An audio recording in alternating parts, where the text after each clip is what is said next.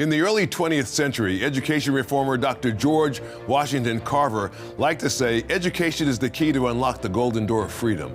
But for millions of American families, the door to a good school is still locked shut. Tonight, we'll talk to an education leader right here in Pennsylvania, working to make high-quality Christian education available to more, and there's plenty of evidence to suggest he's getting results. If you care about kids, yours or the ones who'll be running the country in a few years, this conversation is for you. Don't go away.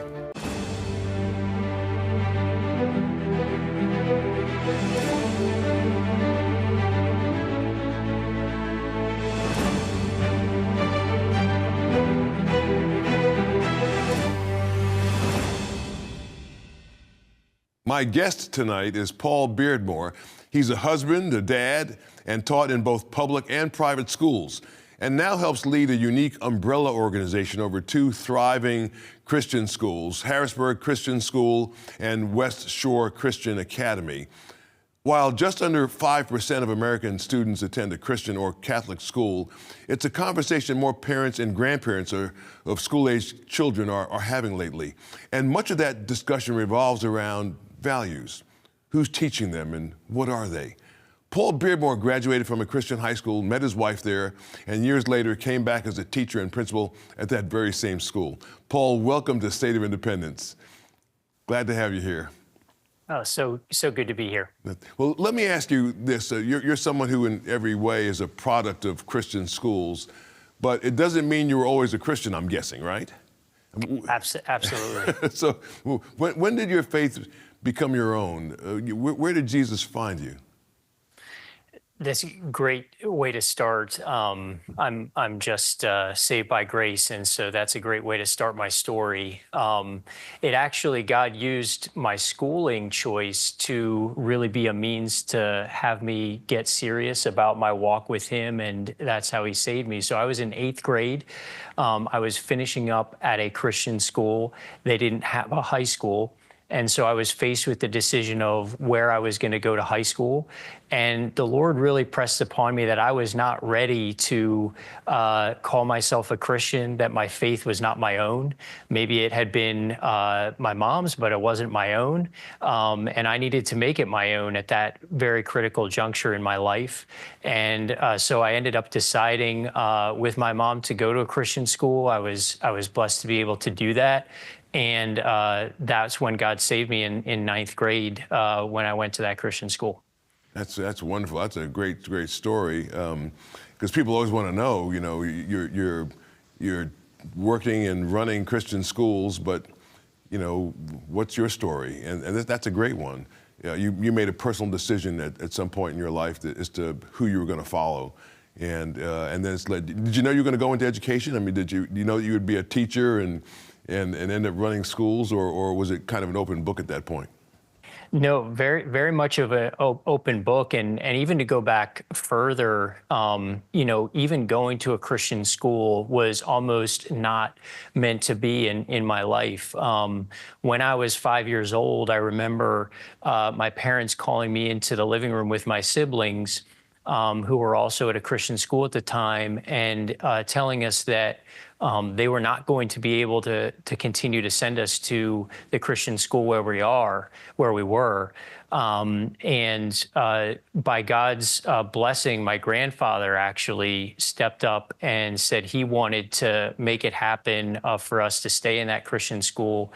And because of my grandfather, I was able to stay in that Christian school, was able to then, because of him, again, to go to a Christian high school. So that almost wasn't meant to be. And then I specifically remember thinking a teacher is about the last thing I wanted to be. I started out as an engineer. And then I remember literally saying a principal was the last thing I was going to be. So at every point, God had a sense of humor to keep me in a Christian school, to call me into teaching, and then eventually call me into administration. Yeah. Well, God does.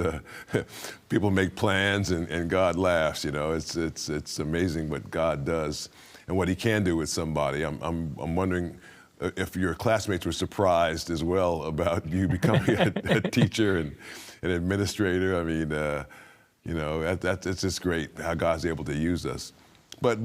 So you go into teaching. I mean, I guess it's got to be a passion. I mean, teaching is not the kind of thing you do because you're just looking for a job. It's because you feel like a burning passion to teach kids. You want kids to, and certainly in the case of Christian people who are teaching, to the degree that you can impart Christian values. You can't make anybody come to Christ. You can teach kids at a Christian school, but you can't make them come to Christ. But maybe they can see something in you that that looks like Christ, and that might be what helps lead them to Christ, I guess. Absolutely. When you're talking about education and school, school is different than church. A lot of times, church, you're there maybe once, maybe twice a week, but a school, you're there 5 days a week.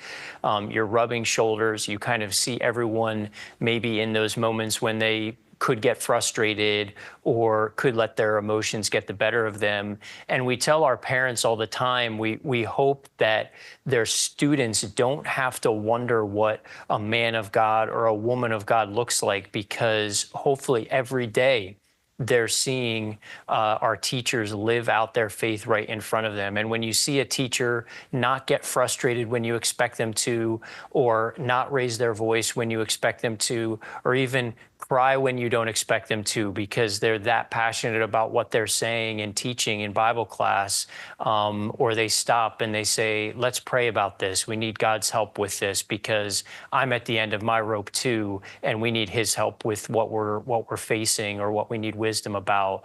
And when our children in our schools see those things, we hope that makes Christ attractive to them, and they really see what being a Christian looks like in the everyday. Yeah, that's a very powerful case to make to parents and kids. Because I guess, what is the case that you make to parents and kids, to get them to decide that they want to send their child to your school or to a Christian school? What is the case that you make to them? Absolutely. I think first and foremost, we say that we don't need to sacrifice the Christ-centered piece for the excellent piece. We have both. We have Christ-centered education, but we have excellent education as well. And I think when parents think about where they want to send their students, they really should be thinking about both of those things. They want an excellent education for their student, but we think that parents should be thinking about the Christ-centered piece too. Their child doesn't just need head knowledge. They need character. They need their heart changed, and they need to go out into the world then when they're 18, and they need to live out that calling and that faith. And our world needs more men and women of character.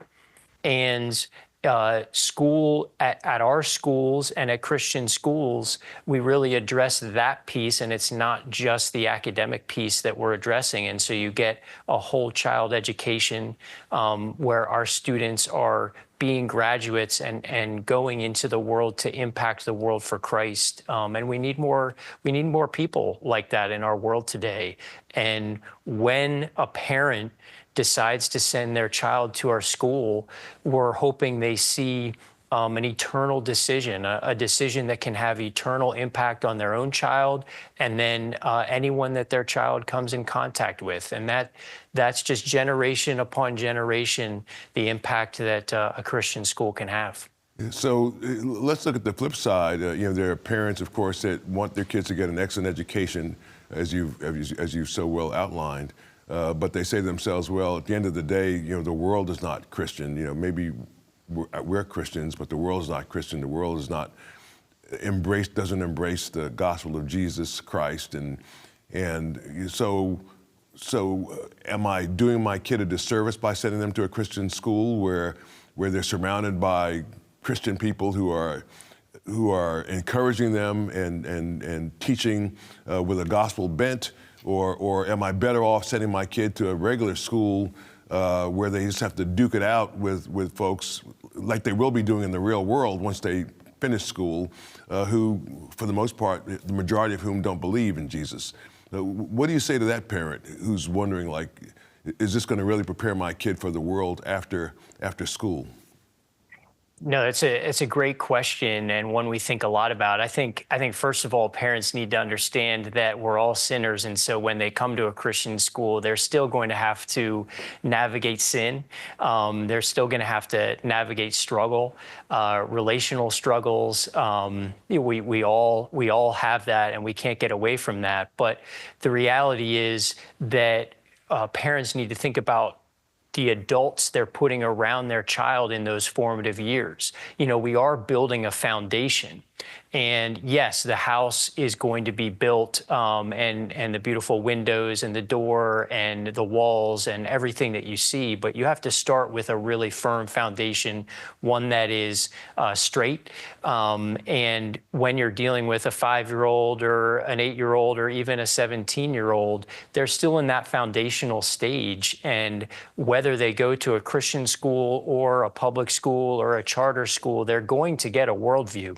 So it's not an option to say, well, I'm going to send my child somewhere where they're not going to get a worldview. That's not possible.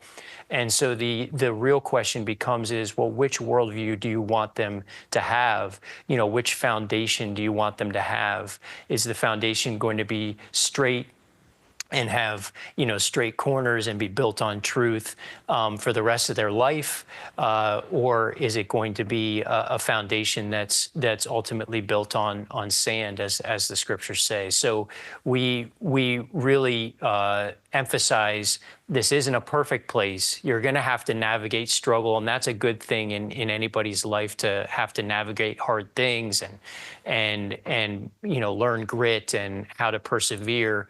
But you're going to do it in a context where the adults around you are praying for you. They're here to build your character. They're here to point you to Christ. And in all of those things, you're building a firm foundation for the rest of your life as you go out from there. That's awesome. So you've got everything that any other school has, I'm guessing. You've got sports as well as performing arts and the like. Your sports teams, I'm sure, are competitive, because when you get out there in the sports field or on the basketball court or wherever it is you're competing, it really doesn't matter. You can be a follower of Jesus, but you gotta put the ball in the basket, Absolutely. So how do you encourage the kids to be competitors in athletics, and at the same time, sometimes you win, sometimes you lose. How do you teach them to be graceful in losing and also graceful in winning? That's a fantastic question. They still are kids. They still want to win. We still want them to win. That's part of excellence as well, that we're practicing to win.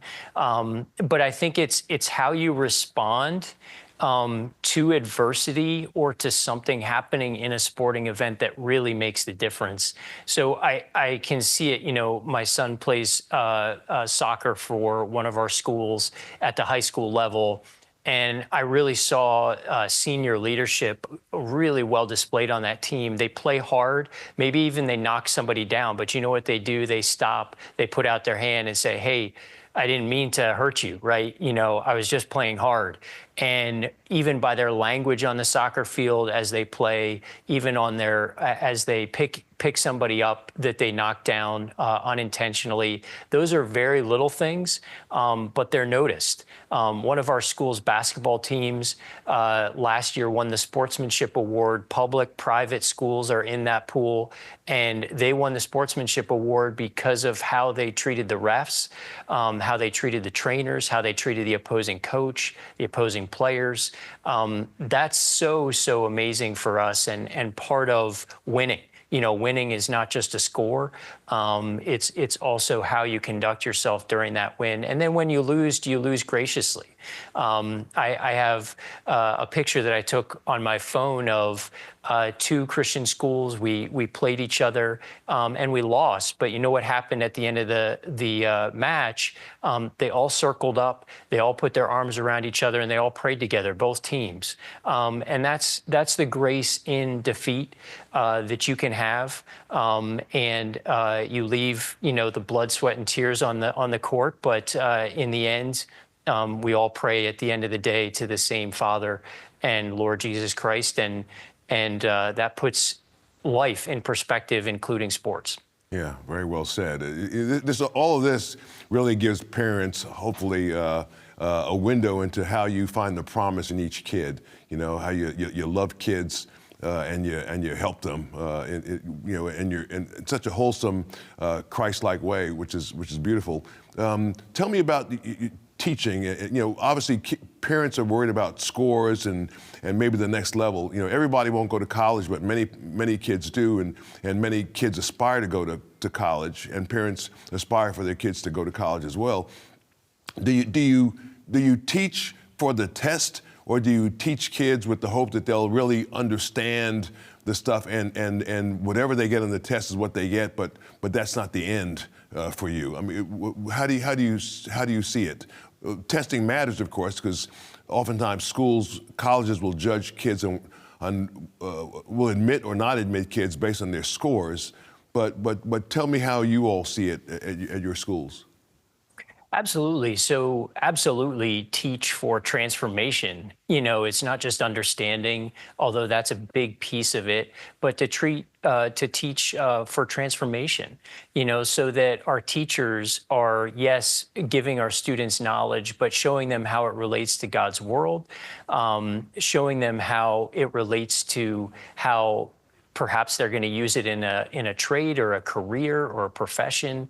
All of that is so important and so much bigger than a test. That being said, our students are successful on national tests. We use a benchmark that's commonly used in all public schools in our area for our elementary students, reading and math scores. They do very, very well on those. Our high schoolers are taking the SAT.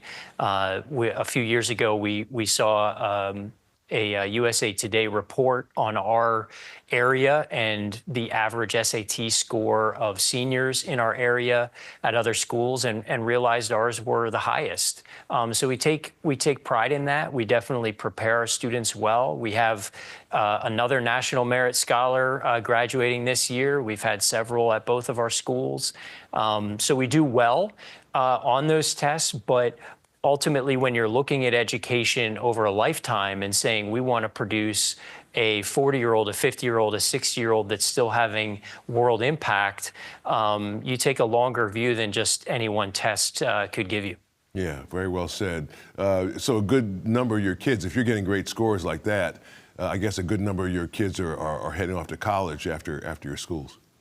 Absolutely. Absolutely. Yes. Still, the vast majority of our students go to college, although we're recognizing and having our students really have alternate pathways, the necessity of having a lot of different pathways. It could be college, but we have increasing numbers going into career, particularly voc technical trade. And we're excited about supporting our students going to college or voc technical trade, whichever they choose.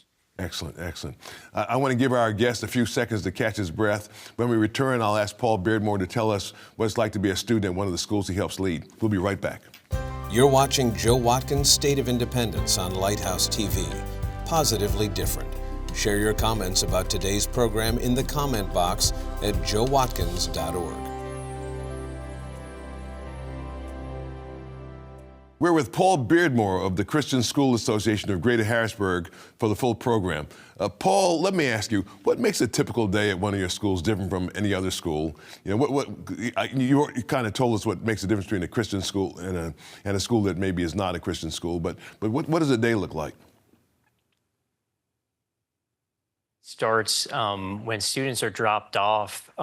They're met by teachers who know their name, administrators who know their name, welcome them into the building. And then when they get to homeroom, I think what really makes a difference is they start every day with devotion, prayer, talking about, okay, how's your day?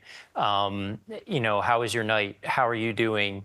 I often think of particular homerooms over the years because our students actually stay in homerooms through their years. So the guys start in 6th grade and they go all the way to 12th grade, same guy homeroom, girls, same girl homeroom, 6th through 12th grade. And they live life together. And I remember particularly there was one 8th grade girl homeroom where they had one of them lost a brother. One of them lost a mom. One of them was going through cancer treatments, all in the same year. And there was a lot of tears in that homeroom to start some days. And there was a lot of prayer in that homeroom. But you know what? They pulled together. They became a community. And when they graduated, that was something special. They were different than just classmates. They truly were a community and a family that had been forged in some really difficult days. And so that's how the day starts. And then when they're going to each class, they're having a teacher that often starts the class with prayer, always ties the lesson and the content back to a Christian worldview. It's God's world. And so when we're studying any subject, we're studying his subject that he created ultimately. And our students see that. And then when they wrap up their day, they're going maybe to a coach or a musical practice. And again, having that continued impact from adults that are really pouring into them.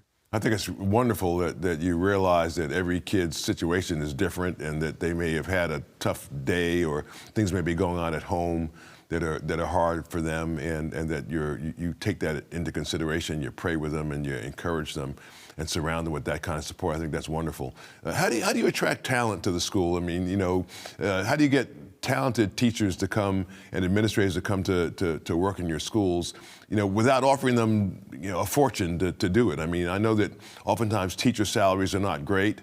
I know this for a fact because my dad was a teacher growing up before he became a principal, and a little bit better money as a principal than as a teacher. But teacher salaries are not always great. How do you attract talented people to come work with you?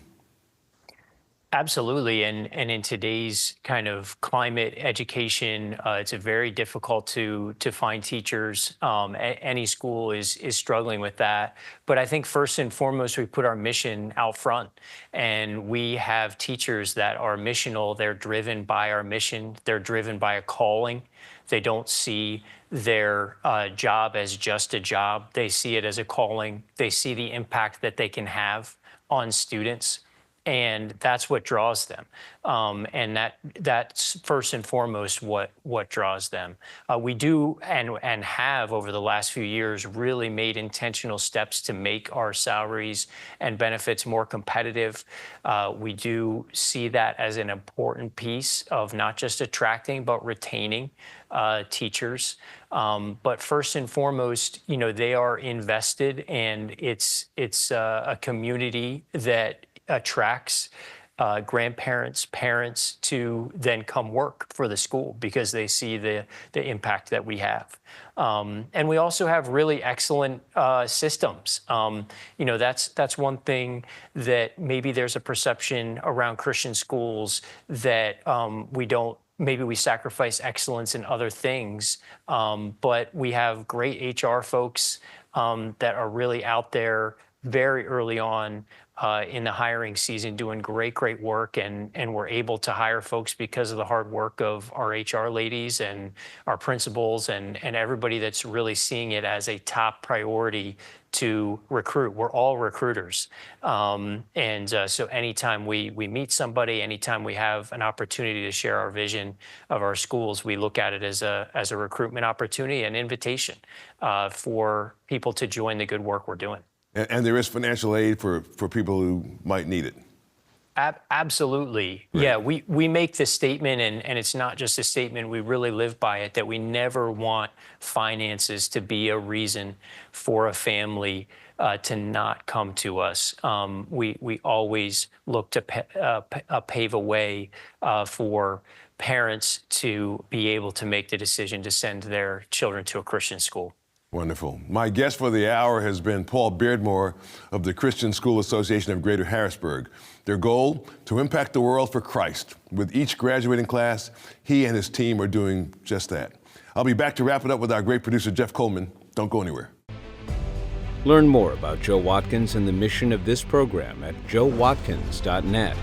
And tell Joe what you thought about today's program in the comment box.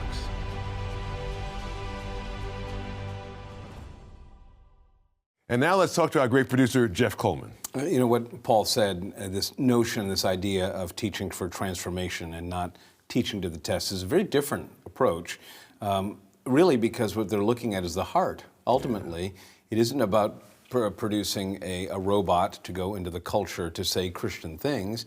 The person has to, at the core, believe them, be able to defend them, but to do so with grace and love in environments that are generally not Christian. Yeah. So I think one of the misnomers probably about Christian education is that Christian means that everyone is acting 24 hours a day like a Christian, but everyone's just on the path, learning, growing, but you're doing it in an environment where the pressure, the counter pressure to the culture is at least saying, hey, remember where your identity is. What a difference. Yeah, it's a great environment, and I love the fact that they're so supportive of kids. They realize that, you know, when you come to school, everybody's not coming from the same thing every day, you know, and some kids may have had tragedy in their household, lost a parent, or somebody might be sick, and I love the sensitivity they pay to that. Yeah, to be able to go into a school to say, as he said, you're walking into school and they know your name. Yeah. Really critical. Yeah. But then beyond that, to say, not only when you lose a parent, you lose a sibling, there's a deep trauma, a divorce perhaps in your family, that those teachers are ready, not just with empty words, but with answers, that there's hope in the gospel, that there's purpose in your suffering. The beautiful thing, I think, about Paul's approach is that he's lifting up Harrisburg Christian and West Shore Christian as an option, but he's not denigrating public schools in any way. Yeah. He taught in public schools. Yeah. And he knows that there's value. He knows that this is an option that the vast majority of families will not choose. But to be able to have that choice, to be able to put that on the menu of educational options for your child, to say, look, if this is a place where my values, our schedule, our life aligns, why not? That would be an awesome thing for many, many more parents and children to have. And I love it that they have $3 million for financial aid, so there's opportunities for kids who parents think they can't afford it to come. Makes a big difference to give parents that option. Yeah, I agree. Yeah, what a blessing. What a blessing. Well, I think it's clear tonight from my conversation with Paul Beardmore that no matter what educational path you choose for your child, public, private, homeschool, be encouraged. Ultimately, God is in charge of our children's future, not us, and He's always faithful. If you found this conversation helpful, please write me a line or two. There's an easy form on my website, joewatkins.org. It comes to me and I'll write back. I'd love to hear from you. From America's first capital, Philadelphia, I'm Joe Watkins. For Jeff Coleman and the entire team behind the cameras here at Lighthouse TV, thanks for watching. Until we meet again, trust God, stay encouraged. We'll see you soon.